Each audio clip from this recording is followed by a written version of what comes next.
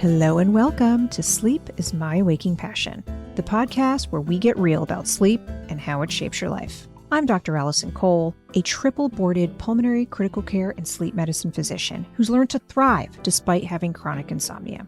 And now I'm here to help you do the same. Today I am joined by two guests, which I think are going to be really enlightening. So anybody listening, the topic of focus today is going to be on sleep deprivation, and we got an epidemic of this worldwide, but particularly in the United States. So let me introduce to you Dr. Rebecca Acabchuk and her significant other, a Mr. Alan Pinsonneault.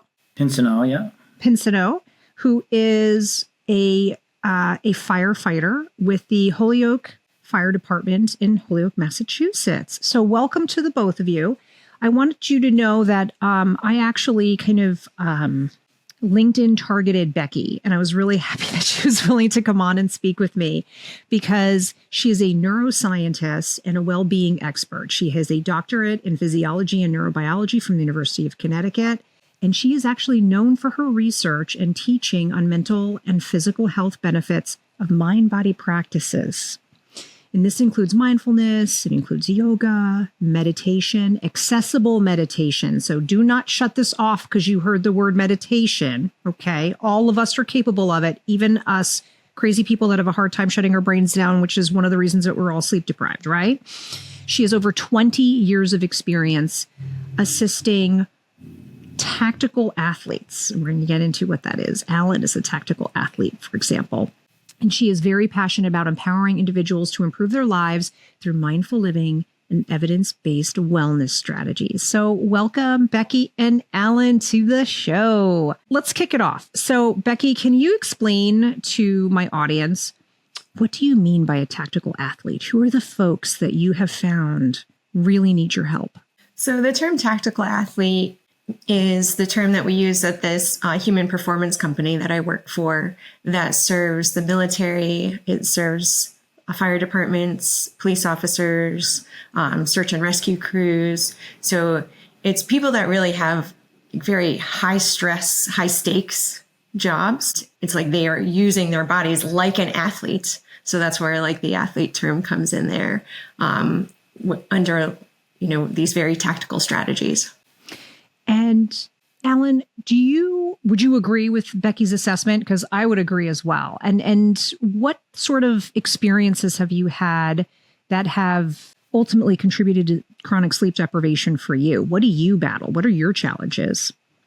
Well, we work 24-hour shifts at the fire department. And even though we all have our basically bunk beds, our own rooms, essentially, you get calls all night long.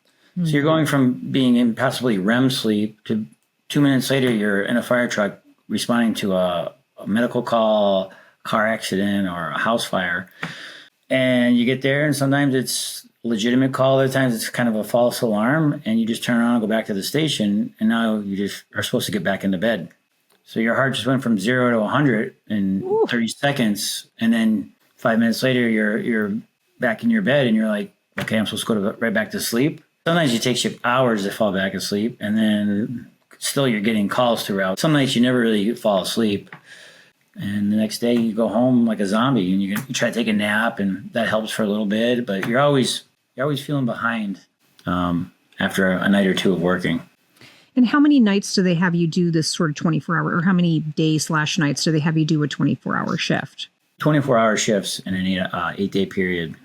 So like Monday and Wednesday you'd work, and then you'd be off for 5 days, and then next week you'd work Tuesday and Thursday, and so on. So really having some pretty significant sleep deprivation for a really concentrated period of time is kind of how you've lived your life, it sounds like, in this career. Yeah, unfortunately, yeah. Yeah. And I just want to put an aside, because if I have anybody listening who is like me and has done a number of years of critical care, that call, especially when you've been working all day and you've been busy and doing your thing, for me, it was rounding on patients. And then right when you find yourself able to disengage, power down the mind, and you get to sleep and you get that page, all of my calls were critical care calls in the middle of the night. And it's whether I had to go in or not go in, or I had to go look at labs or something. It is brutal. So I feel this so intrinsically.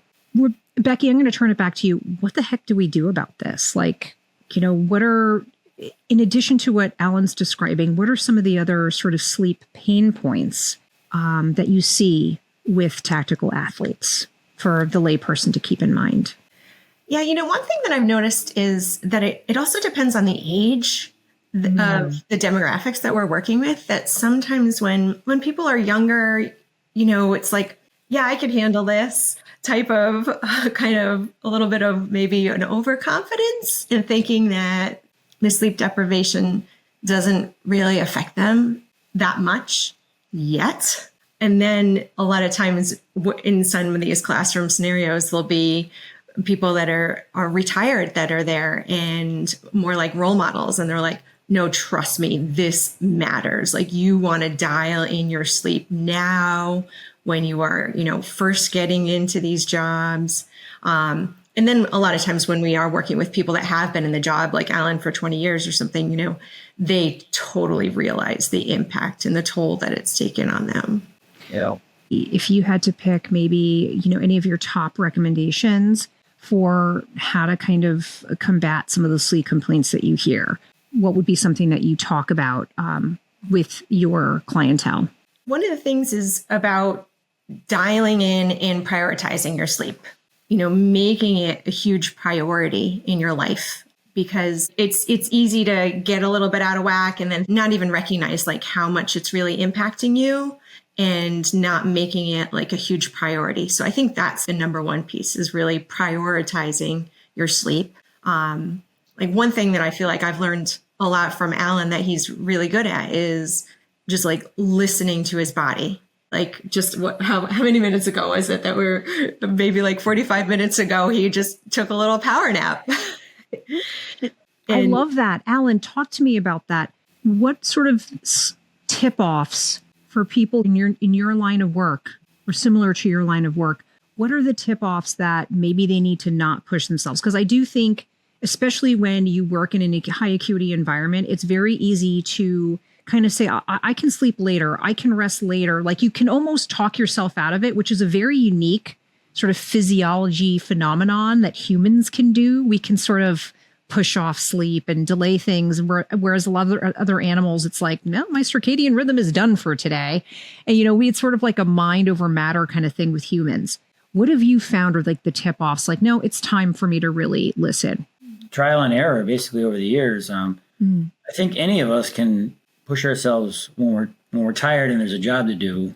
We can work past that point of fatigue and exhaustion.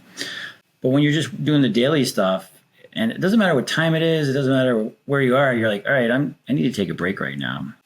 And that's what I find I do. Like, if it can be put off and I need to take what I call a blink, a little quick nap, or just go sit down for a few minutes and disengage, that's what I do. But when it's time to work, most of the guys I work with, guys and women, we can all power through those points of exhaustion. But when there's no need to do it, a lot of us are just, we recognize it. I mean, I've been at fires where I'm ready to, I'm having my air bottle changed, ready to go back in. And I've had the chief come up to me and says, no, you're done. You're not going in. I'm like, I can go in. He goes, no, you're done. And I sit on the sidelines. And as soon as I sit on the side, I'm like, oh, he was right. But I didn't recognize it. I was ready to go back in. The experience of others can help you if you can't recognize it yourself. So there's something to be said. What I'm hearing from you, there are young people listening to this. Don't poo-poo what the more experienced people are telling you, because It could save your life, potentially. In the acute phase, right, if you're answering or responding to a fire, or it could actually teach you a lesson about how to lean into getting in touch with your body.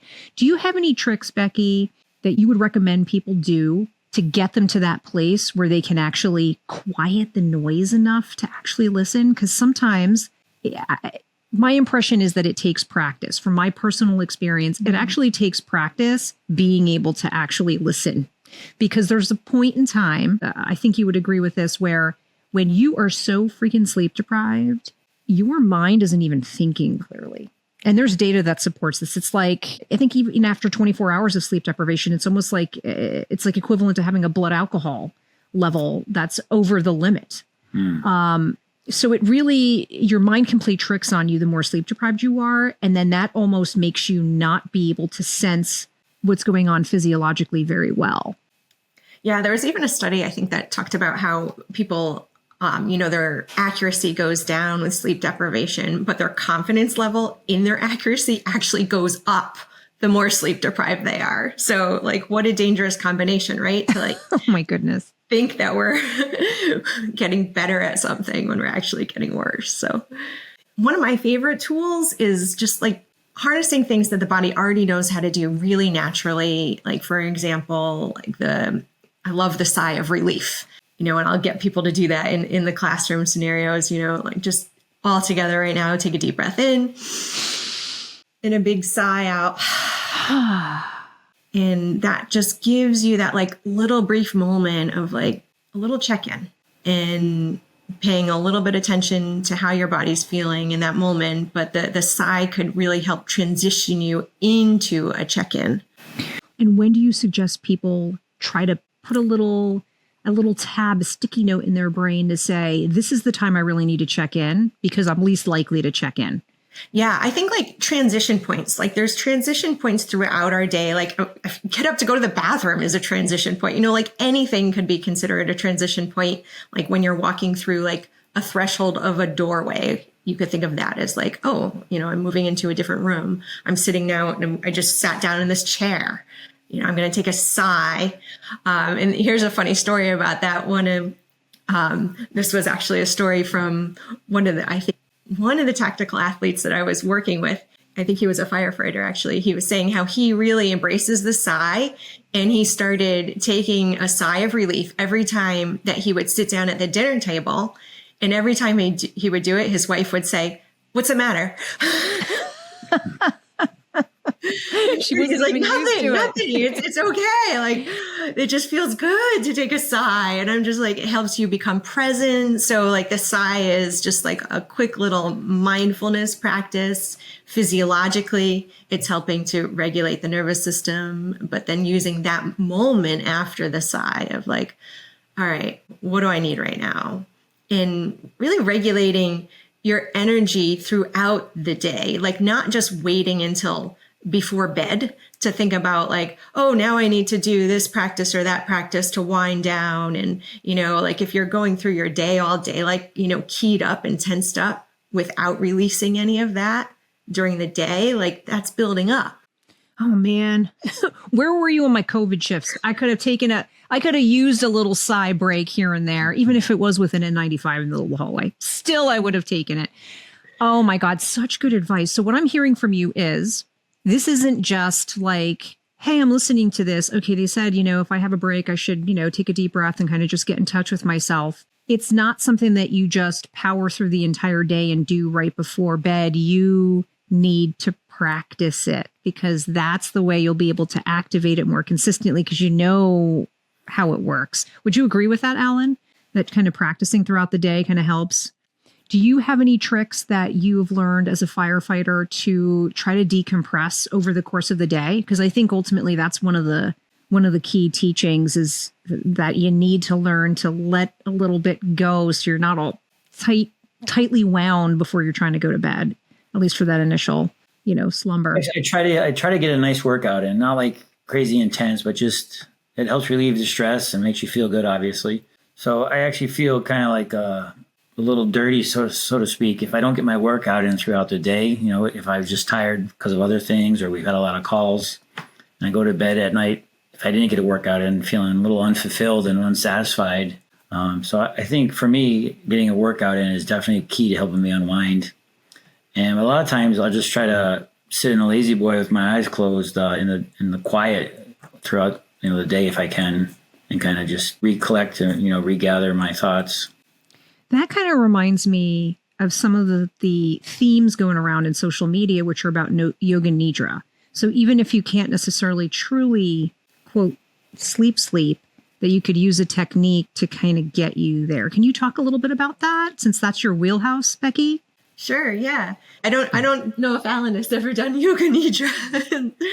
But it kind of sounds like he's doing a version of that, maybe not in the classical sense, but what I mean is just saying, well, I'm just going to take a time out. And that's the great thing is I feel like Alan, he like knows how to do all this stuff naturally, right? And he's just doing it just now he's laying the lazy boy, closes his eyes. He actually put a blanket over his head or something to make it a little dark, get into that quiet zone, put the phone away and just fully relax. And when I'm teaching yoga nidra, we talk about, there's a body scan involved there where you're scanning through different parts of the body. And just by simply bringing your awareness to different body parts, like if you just try it right now, like if you're just like bring your awareness to your forehead, like the forehead starts to automatically relax. Like you release a little tension, you could even feel it smoothing out a little bit. And then you just systematically move through these body parts through awareness, but not saying like, relax this, relax that. It's just become aware of your jaw. Like just automatically the awareness will soften it. There's that aspect of the yoga nidra, scanning through the body parts. But then there's kind of an energetic level of that as well, feeling heavy first, grounding after you scan through the parts, like even feeling heavy into whatever parts of the body are touching the chair or touching the floor or whatever you're supported by right now, like leaning into that like kind of heavy feeling. And then what I like to kind of counter that heavy feeling with is then bringing it into perhaps like a visualization. It could be like a visualization of the sky or the horizon or something vast and expansive, and then kind of guiding people into that kind of expansive feeling state. And that tends to be like a really nice place to kind of drift off and relax a little bit deeper. I haven't reviewed all the literature, but I just remember hearing that Huberman was talking about it, and because if Huberman says it, everybody seems to think that that's what you do. But I actually think that there's some data behind it. Can you talk a little bit about what happens? And do you actually go into a sleep state per se? Like, do you know what happens to your brainwaves? I'm curious. Yeah, so I know Huberman will talk about the NSDR, the non-sleep deep rest, which is very similar to the Yoga Nidra protocol. There's even a bit more involved with the Yoga Nidra as well, like setting an intention. As you go in, you kind of connect to your heartfelt intention. So you bring a sense of purpose into it as well. And there's also some cues for safety that are really important, especially working with tactical athletes in the conditions that I'm working with them. A lot of times, this is the first time any of them have ever meditated before. And here they are doing it at work, surrounded by their coworkers. There's kind of like this kind of clenching, awkwardness feeling there. So we really want to give cues to help people feel safe in their bodies and feel safe in their environment. So that's going to be kind of weaved into the script as well. Interesting. What types of cues do you give for safety? I know who you're tailoring your treatments to, but there's a lot of common themes just with people who may not be in such high acute environments, yet their body almost acts like they're in that type of environment all the time. Stressed out moms, to use one example. Right. When I hear Yoga Nidra and what you were talking about getting in touch, it kind of sounded a bit like progressive muscle relaxation, but it's just said differently. Similar a concept, though. Just being aware can help with relaxation. For progressive muscle relaxation, they often want you to tense and then release. But I still think you're achieving very similar kind of results there.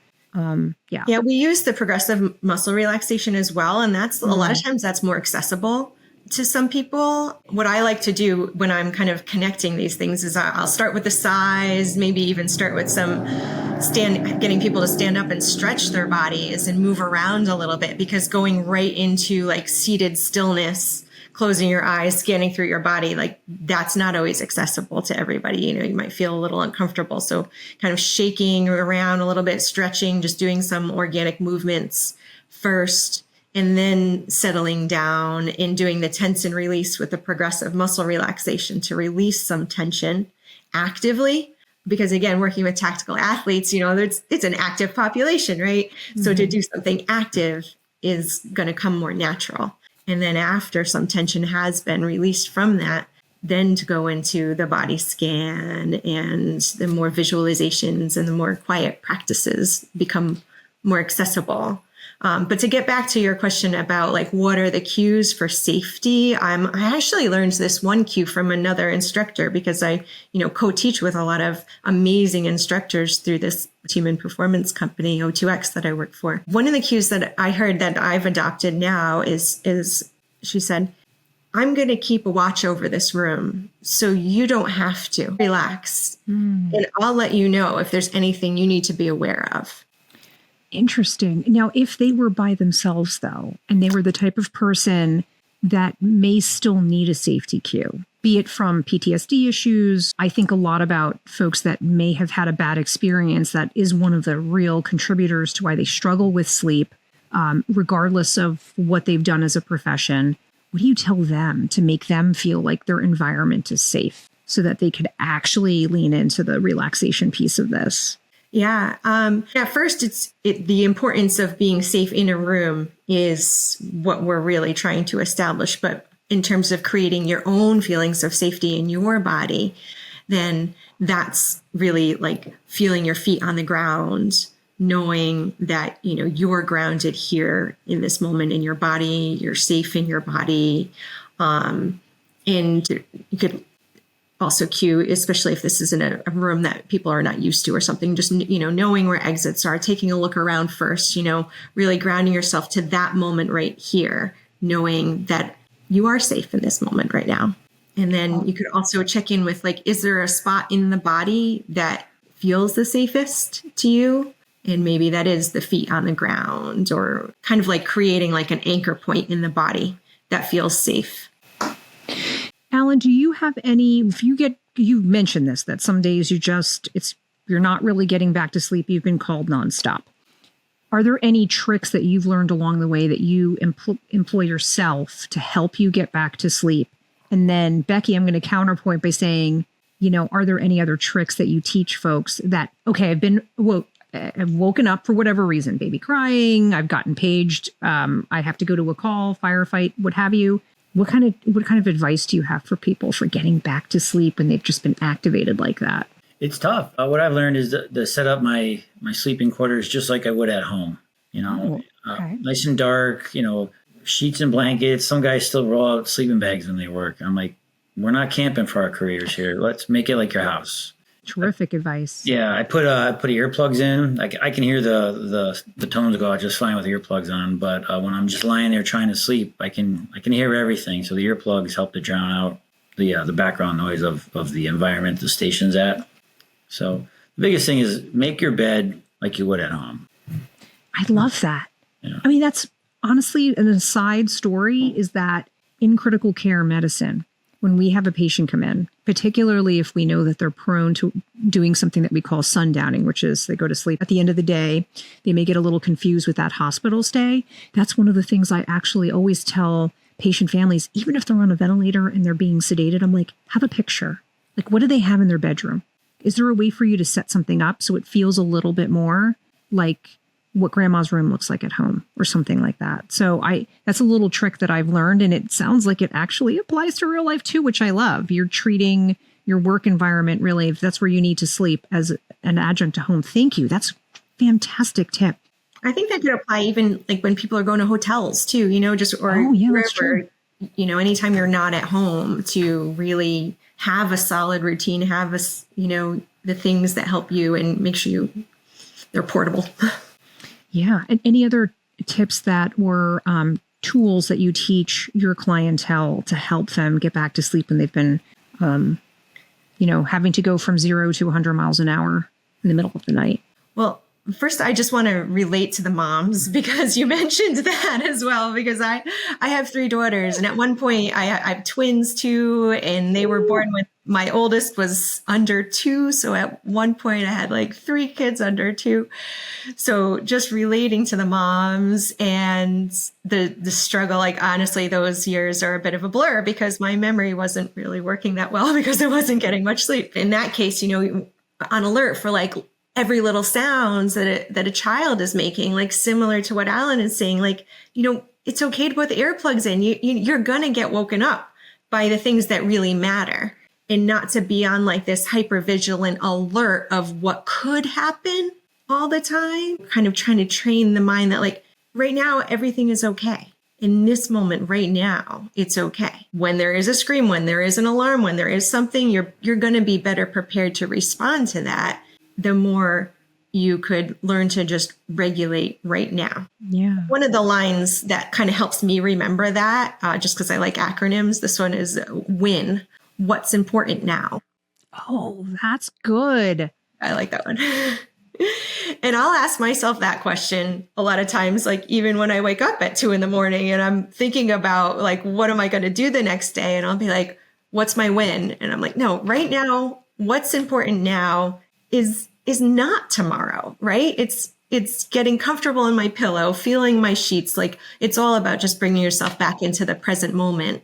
Like what's important in this very specific moment. That is amazing. I wrote it down because I'm 100% going to pillage this and use it in a social media post because it's absolutely necessary. Brilliant. Love it. So this was so fun talking to the both of you. Do you want to leave us with any last words that you'd like people to know, where they can reach you, where they can learn more about the mindfulness techniques that you're talking about, any wise words from Becky and Alan? We'd love to hear from you. Well, I guess I'll put a plug in for O2X, the company that I work for. If anybody is, working for firefighters, police officers, and they're looking to have these kind of holistic practices into their workplace, that I think the services of really focusing on the whole body, the whole mind, the whole person, as part of performing in these high performance jobs is just so critical. And I'm just really happy to see that these holistic practices are being more embraced in the workplace like that now. We could use a little bit more of it in healthcare and not like, hey, this is another task for you to go to when you're trying to get through your day, but really saying we need to take care of our own. Right. And that's what that's what your company is doing, which is amazing. Alan, anything you want people to know? Well, I mean, pretty simple, eat the healthiest you can, get as much sleep as you can when you can, and exercise when you can, and you should be okay. And if you really need me, call 911. Struggling with sleep? Dr. Kole is here to help. Whether you need a comprehensive sleep coaching program, suspect you have sleep apnea, or simply seeking a second opinion, she's available for consultation in New Jersey, New York, California, and Georgia, with more states coming soon. Schedule your free 10-minute review of services today to find out which visit is right for you at AskTheSleepMD.com and start your journey to better sleep with a trusted sleep expert. Please be advised that the Sleep is My Waking Passion podcast is for entertainment and educational purposes only. It does not constitute medical advice. Always consult your healthcare provider for personalized guidance. For my full disclaimer, please visit AskTheSleepMD.com, and while you're there, don't forget to sign up for my free newsletter. Sweet dreams and happy listening.